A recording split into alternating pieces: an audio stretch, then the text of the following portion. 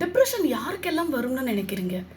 என்கிட்ட பணம் இருக்குது, என்கிட்ட நல்ல வேலை இருக்குது, என்னை சுற்றி எல்லாமே கரெக்டாக ஓடிட்டுருக்கு, நான் ஒரு 6 மாதத்துக்கான சம்பளத்தை என்னோட ரிசர்வ் அமௌண்ட்டாக மட்டும் வச்சுருக்கேன் அப்படின்னு நீங்கள் நினச்சிங்கன்னா ஐ எம் சாரி.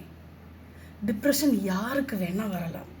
உங்ககிட்ட என்ன பணம் இருக்குது, எவ்வளவு நிறைய ஃப்ரெண்ட்ஸ் இருக்காங்க, உங்களோட நெட்வொர்த் என்ன, இதெல்லாம் கூட காரணம் இல்லை.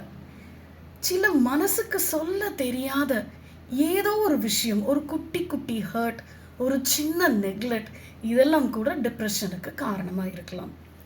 டிப்ரெஷன் அப்படின்றது வேற, அந்த மொமெண்ட்டில் வர சில சோகம் அப்படின்றது வேற.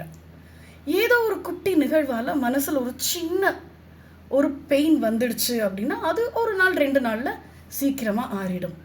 ஆனால் டிப்ரெஷன் அப்படின்றது காலப்போக்கில் நம்மளோட மனசோட அடி ஆழத்தில் அந்த உணர்வுகள் மெல்ல மெல்ல தேங்கி நம்ம யார் அப்படின்ற உண்மையான ஸ்வரூபத்தை கம்ப்ளீட்டாக மறைச்சு நம்மளை எப்படி ஆக்கும் அப்படின்னா உலகத்துக்கு நம்ம வேறு ஆளாக தெரியும்.